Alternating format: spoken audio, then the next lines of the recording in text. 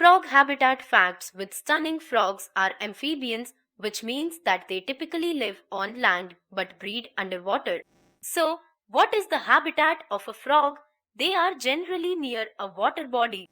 This article will describe the natural frog's habitat, the commercial aquarium habitat, and will guide you on how to make your garden into a favorable environment for these amphibians. Did you know? Frogs form an important part of the ecological system as they feed on bugs and serve as food for many predators such as birds. However, due to chemical pollution and the destruction of wetlands for construction purposes, there is a huge decline in their habitat. There are over 5,000 species of frogs and still counting.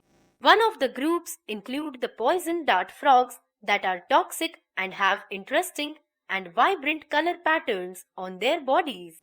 There is another species called green tree frogs that are translucent green in color, and if you see their belly down on a piece of glass, you can watch the internal organs and the heart of the frog. The huge range of this species can be found all over the world, and hence there are different habitats. But frogs are generally seen near semi-aquatic lands. Frog habitat: Australian green frogs on trees. Frogs, being amphibians, begin their lives in water, moving onto lands in their adulthood. Having said that, there are various species of frogs that don't follow the cycle. Some are adapted to live on trees, while some spend their lives in the water throughout. Those dwelling in desert areas burrow into the ground and go into the dormant state during the dry season. This state is called estivation. They return in the rainy season. While those living in colder regions undergo hibernation in winters, burrowing into mud or underneath the foliage litter. Some also freeze in colder climates and get thawed in the spring. This is their outstanding adaptation to varying climates. Since the life cycle of a frog is proportional to its habitat, let's consider it in detail.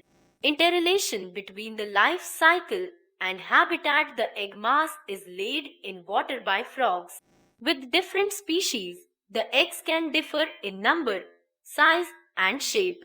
In a few weeks span, number depending on the species, the eggs turn into tadpoles, aka polywogs, which thrive underwater. These tend to cling to the pondweed. Tadpoles have external gills for breathing. They thrive on vegetable matter and algae in the pond. With the growth of a tadpole, the external gills vanish or get replaced by internal gills. The tail grows gradually. Then the tadpole develops hind legs and eventually the front legs too. It is comfortable in an aquatic region. Next, the metamorphosis process begins wherein the tail of the tadpole starts shrinking and it develops into a froglet. It can now move beyond the pond life. In this process, the tail eventually vanishes and the frog sees the transformation from being young to being an adult. This also results in its transformation from aquatic grounds to terrestrial lands. The area around the pond gives it a lot of fodder: insects, flies, slug for its survival. Natural habitat: frogs are seen almost everywhere. They exist in rainforests, forests, and caves. They can also be seen in deserts and on hilltops. The best places for frogs are places that are mucky and have a lot of bugs. An interesting fact about frogs is that they have an extensible tongue, which has a sticky surface, and they can flick it quickly to catch a bug. Frogs are mostly seen in swamps, marshes, ditches, streams, and puddles, as these places have plenty of muck and insects. Habitat requirements: the ideal conditions for their habitat should have the right temperature for the eggs to hatch. It should be devoid of fast moving water, and lots of rocks and stems should be present where they can lay their eggs.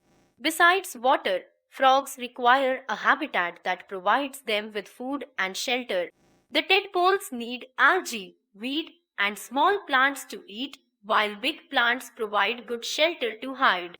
These amphibians spend a lot of time in the water, they hide from danger or predators inside the water.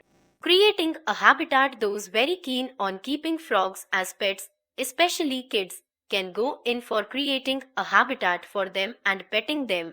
You can buy a commercial frog aquarium for the kids or build all by yourself a frog habitat, and by creating the habitat you will be, in a way, helping the environment. Aquarium habitat, creating a proper tank setup is very essential. Children can buy the commercial aquariums that are designed especially for frogs.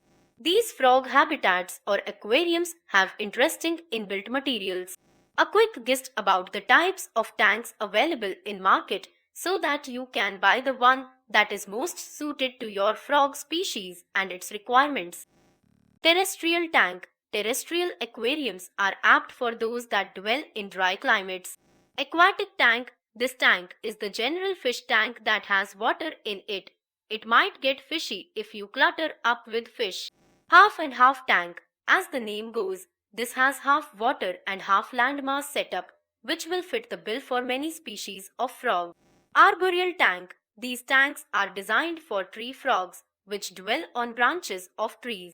Garden habitat. Adults can create an environment for the frogs or transform a section of their garden into a habitat for frogs. With the above mentioned needs of the frogs, one will need to take care of other things too to create and maintain a frog pond. Dig a pond and make sure the location is part shaded and part sunny, but not under a tree. The pond in the center should have 50 cm depth and the edges should be shallow and have a flat base. Cover the base with gravel and place rocks, logs, and plants in and around the pond. Release some frogs in this pond. This way, you will have your own frog pond in your garden and you can get to watch the life cycle of frogs.